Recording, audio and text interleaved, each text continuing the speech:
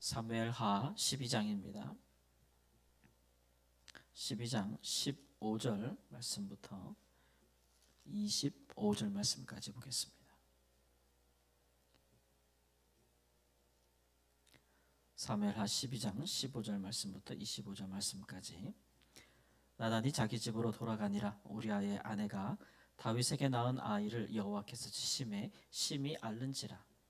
다윗이 그 아이를 위하여 하나님께 간구하되 다윗이 금식하고 안에 들어가서 밤새도록 땅에 엎드렸으니 그 집의 늙은 자들이 그 곁에 서서 다윗을 땅에서 일으키려 하되 왕이 듣지 아니하고 그들과 더불어 먹지도 아니하더라. 이래 만에 그 아이가 죽으니라. 그러나 다윗의 신하들이 아이가 죽은 것을 왕에게 아뢰기를 두려워하니 이는 그들이 말하기를 아이가 살았을 때에 우리가 그에게 말하여도 왕이 그 말을 듣지 아니하셨나니 어떻게 그 아이가 죽은 것을 그에게 아뢰 수 있으랴. 왕이 상심하시리로다 함이라. 다윗이 그의 신하들이 서로 수군거리는 것을 보고 그 아이가 죽은 줄을 다윗이 깨닫고 그의 신하들에게 묻되 아이가 죽었느냐 하니 대답하되 죽었나이다 하는지라. 다윗이 땅에서 일어나 몸을 씻고 기름을 바르고 의복을 갈아입고 여호와의 전에 들어가서 경배하고 왕궁으로 돌아와 명령하여 음식을 그 앞에 차리게 하고 먹은지라. 그의 신하들이 그에게 이르되 아이가 살았을 때에는 그를 위하여 금식하고 우시더니 죽은 후에는 일어나서 잡수시니 이 일이 어찌 됨이니까 하니 이르되 아이가 살았을 때에 내가 금식하고 운 것은 혹시 여호와께서 나를 불쌍히 여기사 아이를 살려 주실는지 누가 알까 생각함이거니와 지금은 죽었으니 내가 어찌 금식하랴. 내가 다시 돌아오게 할 수 있느냐. 나는 그에게로 가려니와 그는 내게로 돌아오지 아니하리라 하니라. 다윗이 그의 아내 바세바를 위로하고 그에게 들어가 동침하였더니 그가 아들을 낳음에 그의 이름을 솔로몬이라 하니라. 여호와께서 그를 사랑하사 선지자 나단을 보내 그의 이름을 여디디아라 하시니 이는 여호와께서 사랑하셨기 때문이더라. 아멘. 다윗이 하나님 앞에 회개하고 하나님께서 그 죄를 용서하셨지만 그러나 다윗이 지은 죄를 인하여서 여호와의 원수가 크게 비방할 거리를 얻게 하였다. 이런 얘기는 하나님의 원수들이 하나님을 경외하지 않는 세력들이 이 일을 통해서 다윗이 범죄함을 인해서 심히 하나님의 이름을 이제 욕되게 했다. 하나님의 이름을 수치스럽게 만들었다. 이게 하나님께 이제 비방거리를 주는 것이죠. 그래서 마치 사단이 하나님 앞에 와서 하나님의 신실한 종들에 대해서 참소하고 고소할 거리가 있기를 바라는 것처럼 우리가 욥기에서 보면 그런 거리를 주었다라는 것입니다. 그 죄는 용서받았지만 그 죄로 인해서 남겨진 결과들은 여전히 그에게 남아있는 일이죠. 그것은 뭐냐 하면 그의 우리아 아내를 그가 빼앗은 일이나 또 그것으로 말미암아 임신한 아이가 태어난 일이나 그런 것들은 여전히 그에게 남아있는 일인데 하나님께서 그 일에 대해서 이제 그에게 책임을 물으시는 것입니다.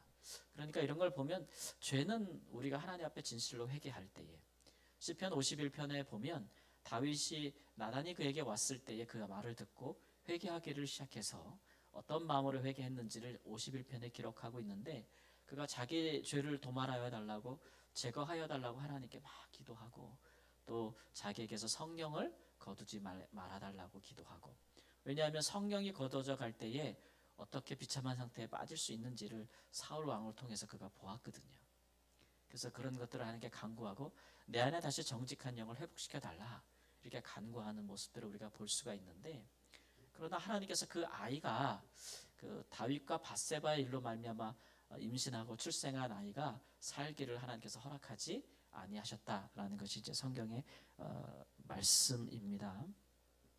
그 아이를 위해서 다윗이 하나님께 간구하는데 금식하고 하나님의 장막에 들어가서 밤새도록 땅에 엎드렸다. 그렇게 하기를 7일이다 이렇게 얘기했어요. 만일 아이가 출생하자마자 하나님께서 그 아이를 치시는 것이라면 할례 받는 것이 8일이잖아요 단지.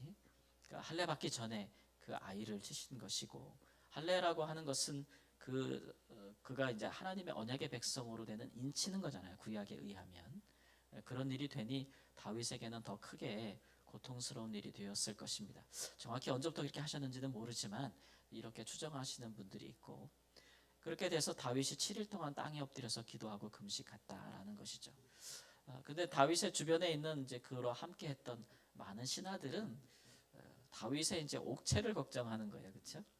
아이가 아플 때에 왕이 자기 옥체를 생각하지 아니하고 금식하고 땅에 엎드려서 그렇게 자고 하는 것들에 대해서 걱정했어요. 그러니까 아이가 아플 때도 저렇게 했는데 아이가 죽은 후에는 얼마나 왕이 또 스스로 몸을 그렇게 아끼지 아니하고 자기 몸을 보존하지 아니하고 더 자기 몸을 해야겠는가, 해가 되는 일을 하겠는가 걱정이 되는 거예요. 그래서 말을 못하는 것인데, 이렇듯 사람들은 왕의 몸을 걱정하지만 이제 다윗은 자기 자신이 아니라 그 아이를 위하여 하나님께 이제 은혜를 구하기 위해서 자기 자신을 낮추는 것이죠. 하나님 앞에 죄를 회개하고 또 우리 가운데 죄로 말미암아 생겨난 결과들에 대해서 사실 우리가 해결하기 위해서는 그 죄 자체를 회개하는 것보다는 더 극심한 고통이 따른다는 것을 우리에게 보여주고 있는 것입니다. 다윗이 자기의 죄가 용서받은 것은 하나님 앞에,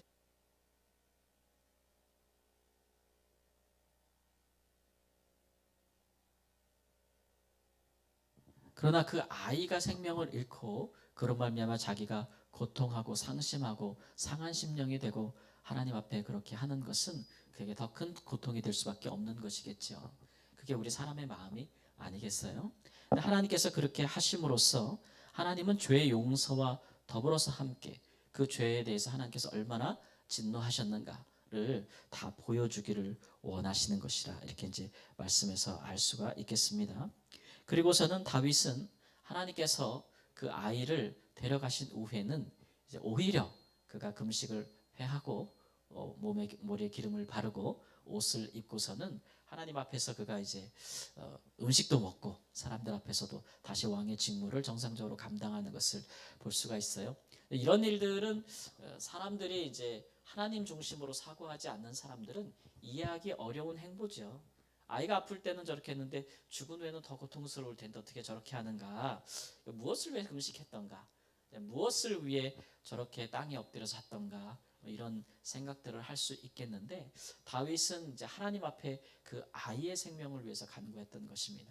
그런데 이제 하나님께서 이미 정하셨고 그 아이를 데려가셨으니 더 이상 그에게는 그렇게 할 이유가 없는 것이겠죠. 그렇게 해서 했는데 그 이후에 하나님께서 이제 다윗이 밧세바를 위로하러 들어갔을 때에 그에게 솔로몬이라는 아들을 주셨는데, 하나님이 그에게 여디디아라는 이름을 주시고 그를 사랑하셨다라고 했습니다.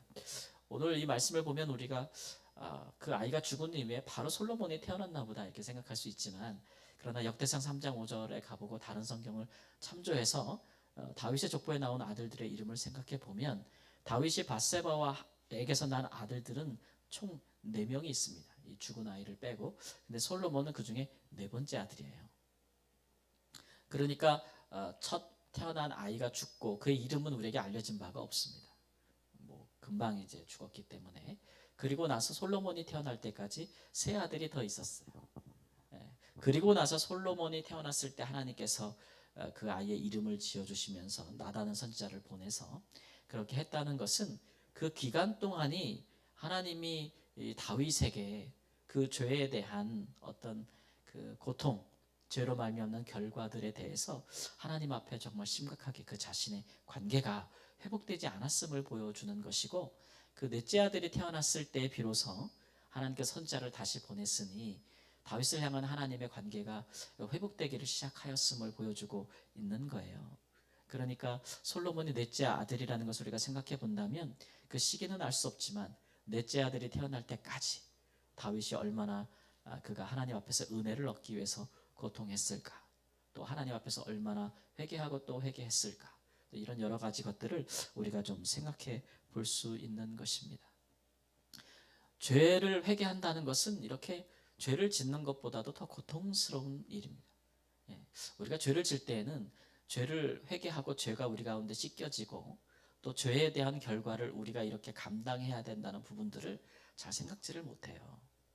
그러니까 충동적으로 혹은 계획적으로 죄를 짓게 되는 것인데, 다윗의 예에서 보듯이 우리가 충동적으로 우연히 지은 죄와 허물이라 할지라도 그런 것들을 즉시로 회개하고 멈추면 더 다른 더 심각한 죄악으로 가지 아니하는데, 그것을 덮으려 하고 그것을 숨기려 하고 사람들 앞에 그럴 때에 더 다른 죄들이, 죄질이 나쁜 것들이 추가되어진다는 것을 볼 수가 있어요. 다윗이 간음한 것은 정말 나쁜 거죠. 그러나 그것을 숨기려 하여 그가 살인한 것은 더 나쁜 것이 됩니다. 그로 말미암아 벌어지는 일들에 대해서 참 보는 거죠. 우리가 이렇게 상처를 입으면 그 상처에 대한 고통과 흔적이 남잖아요. 사람들이 이 부분을 생각을 안 해요. 하나님이 죄를 용서해 주신다는 것이 그 죄에 대한 결과를 우리가 감당하지 않는다는 게 아니에요. 죄를 용서해 주시는 것이지. 그러나 죄에 대한 결과와 책임은 우리가 짊어질 수밖에 없는 것들이죠. 예. 근데 이제 이런 의식들을 잘 못 가지면 문제가 되는데, 하나님의 은혜에 대한 우리 인식이 그런 거예요. 은혜라는 것이 죄를 용서해 주는 것이긴 하지만 죄책을 다 제거해 주는 건 아니에요. 그렇죠? 이제 아프리카에 선교할 때 가장 어려운 것이 그런 일인데, 이 아프리카 사람들에게 전해진 복음을 그들이 잘못 이해한 부분이 있어가지고 하나님의 은혜를 오해하기 많아요.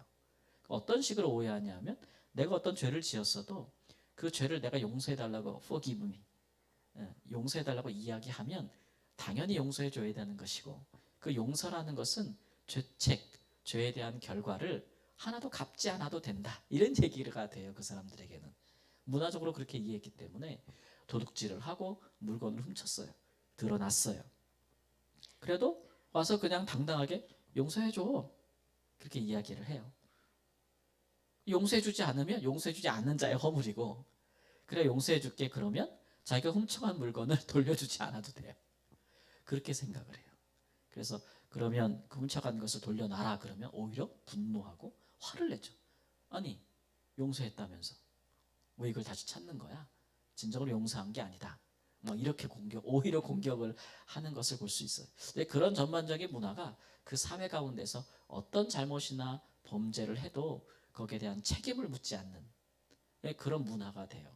그러니까 뭐 아래 낮은 자로부터 높은 자 이르기까지 다 서슴지 않고 죄를 범하고 거기에 대해서 그냥 말뿐인 용서, 그렇게 하게 되는데, 그것은 은혜에 대한 심각한 오해죠. 오늘 말씀에서도 보지만 하나님이 우리의 죄를 우리가 진실로 회개할 때 용서하세요. 용서하시죠. 그 죄를 제거하십니다. 그러나 그 죄에 대한 결과가 우리의 삶에 고스란히 남을 경우에, 우리가 이제 범죄하여도 우리 생각과 마음으로 범죄할 수는 있잖아요. 행위로 옮기지 않을 수가 있어요. 그러면 우리가 하나님 앞에 진실로 회개할 때는 우리 생각과 마음 안에서 일어나는 일이 될 거예요. 그러나 그것을 우리가 행동으로 옮겼다면 당연히 죄의 회개는 행위를 돌이키는 것, 누구의 것을 훔쳤다면 그것을 되갚는 것, 율법에 의하면 4배로 되갚는 것이고 보상하고 배상하는 것으로 진정한 회개가 이루어지는 것이지 말로 이루어지는 것은 아니란 말이에요. 우리가 죄를 짓고 나서 하나님 앞에 용서를 구하면 죄는 용서해 주지만 그 죄의 결과를 책임지기 위해서 예수님께서 오신 거 아니겠어요, 이 땅에. 그런 것들, 그래야 하나님의 공의가 실천되는 것이 아니겠어요? 우리 하나님의 백성들은 그래서 죄 짓는 걸 두려워하는 거예요. 특별히 하나님의 자녀들에게 있어 하나님께서는 그의 은혜 안에 그의 공의를 반드시 깨닫게 해주세요. 이 두 가지가 같이 하나님의 백성들에게 나타나고, 하나님의 백성들은 하나님을 그렇게 알아야 돼요. 우리 하나님이 어디 은혜만 있으시겠어요? 어디 용서만 하시겠어요? 그의 의로움과 그의 공의로움도 함께 나타나신다, 이런 것이죠. 그러므로 우리는 우리 하나님께서 우리의 죄의 결과, 죄에 쓴 열매를 인하여 그 아들을 내어 주신 그것을 우리가 안다면, 혹은 우리의 삶 가운데 우리가 크고 작은 일에 대해서 우리 인생의 죄와 허물이 있을 때 그것으로 말미암아 우리가 당하는 아픔, 고통, 상심, 상실, 이런 걸 경험한다면 다시는 우리가 죄 가운데 머물면 안 되겠다, 이런 생각들을 하게 되는 것이죠. 다윗도 이제 이런 경험을 했는데, 사실 하나님의 자녀들에게 있어서는 이런 경험은 고통스러운 일이긴 하지만, 그러나 우리는 완벽하지 않기 때문에 누구나 또 경험할 수밖에 없는 그런 모습이기도 합니다. 그래서 하나님께서 우리의 몸과 영혼을 다 이제 깨끗하게 하시는 거예요. 하시는 거예요. 그 하나님의 목표는 우리를 향한 하나님의 마음은 하나예요. 그죠? 우리가 예수를 믿고 우리가 죄의 문제를 해결할 수 없는 자임을 알고 구원자이신 예수님을 믿고 우리가 다시 하나님의 부르심을 입을 때까지 하나님의 거룩하심 같이 우리도 거룩한 자로 살아가는 것. 그것이 하나님 우리에게 기대하시는 바고 원하시는 것을 안다면 우리 자신에게도 그렇지만 우리 밖에서도 우리의 모든 삶의 일터와 가정에서도 우리가 죄짓지 않기를 위하여 하나님을 두려워하는 마음이 있어야 할 것이고 또 그렇게 사람들을 권고할 필요가 있어요. 죄는 잠시의 즐거움을 주나 네가 하나님의 자녀라면 그 죄를 짓고 회개하고 그 죄가 우리 가운데 남겨진 고통을 해결하기 위해서 얼마나 많은 아픈 시절을 보내야 될 것인지를 생각한다면 그렇게 하면 안 된다. 그런 것들을 좀 이야기할 수 있는 하나님의 은혜와 공의를 아는 지식이 우리 가운데 다 있어야만 된다는 것을 그렇게 깨닫는 은혜가 있기를 우리 주 예수님의 이름으로 축원합니다. 아멘. 기도하겠습니다. 거룩하신 하나님, 우리를 향한 하나님의 사랑과 은혜가 한이 없고 그러나 또한 그의 자녀가 의롭고 공의롭게 서야 할 것에 대해서도 그렇게 세상의 빛으로 나타나야 하며 하나님의 원수들로 회방거리를 얻지 않게 하는 일에 앞장서야 할 것을 우리에게 말씀하고 계십니다. 우리는 하나님의 자녀이오니 우리로 인하여 하나님의 거룩하신 이름과 그의 성품이 우리의 삶 가운데 고스란히 우리의 인격에 나타날 수 있도록 주여 인도하여 주옵소서. 하나님 아버지, 우리가 죄 가운데 유혹과 시험에 들지라도 하나님 그 가운데 빠지지 아니하도록 저희를 보존하여 주옵소서. 하나님, 지난 주의 말씀에 하나님께서 우리를 위하여 영원한 집과 나라를 지으신다고 말씀하셨습니다. 하나님, 우리에게 주신 성령의 인도하심을 따라서 우리를 성전 삼으신 하나님의 영의 그 충만함을 따라서 또 우리에게 주신 하나님 나라 교회를 통하여서 우리가 언제나 주 앞에 갈 때까지 거룩함으로 보존될 수 있는 큰 축복, 그 영원한 축복 가운데 거하도록 인도하여 주옵소서. 우리의 삶의 매사 가운데 우리의 마음과 생각과 행위로 밀려드는 모든 죄에 대해서 당연히 물리치고 주님과 함께 동행하는 복된 삶으로 인도하여 주옵소서. 존귀하신 우리 주 예수님의 이름으로 기도합니다. 아멘.